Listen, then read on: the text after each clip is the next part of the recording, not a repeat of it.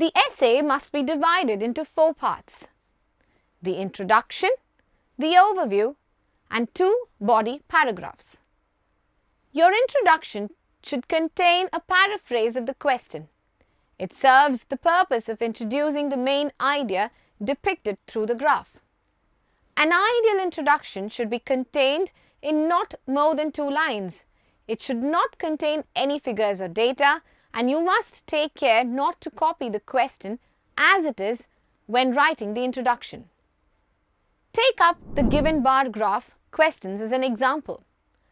Looking at the introduction and the answer given, let's examine how a good introduction must be written. The given bar graph depicts the amount of money spent on 5 different consumer goods, that is, cars, computers, books, perfume and cameras in France and the UK in the year 2010. The units are measured in pounds sterling. Here, the introduction is a paraphrase of the question while giving an idea on what the chart is about and the time period over which the data is collected. Let's move on to the overview. The overview is a general summary of the data presented in the bar graphs. Here, the test taker must mention all the key features of the diagram without mentioning figures. Moreover, it should contain all the elements like the smallest and the biggest values, trends in years, months, etc. The sections that grow in size or reduce in size, those that do not change at all, and a comparison between the initial and the final values of the data. The overview must always begin with the linking adverb overall. Why don't we go back to the example and see how the overview is written? Overall, the UK spent more money on consumer goods than France during the given time period.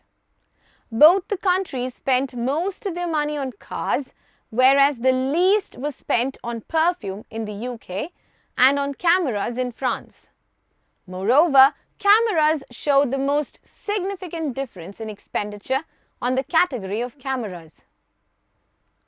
After beginning with the linking adverb overall, the passage immediately mentions which of the 2 countries spent more than the other. Then it mentions the consumer goods on which both the countries spent the most and least on. Take note of how the overview does not mention any figures. The 2 body paragraphs display all the values pertinent to the graph. The test taker is advised to come up with 2 body paragraphs that present comparisons and a detailed account of the data along with their corresponding figures.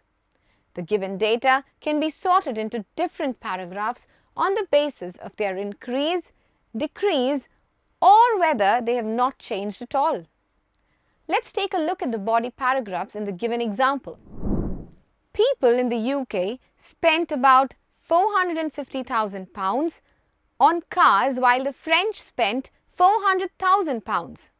The British also spent the most on books, around £400,000, when compared to the £300,000 spent by the French on the same.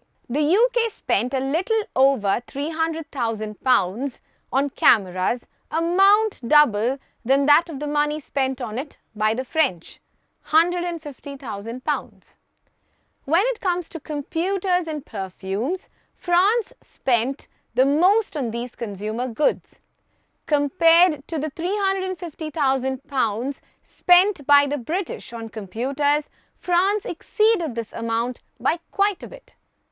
Both the countries did not spend any considerable amount on perfumes, but France spent £200,000 on it, while Britain spent a little under £150,000.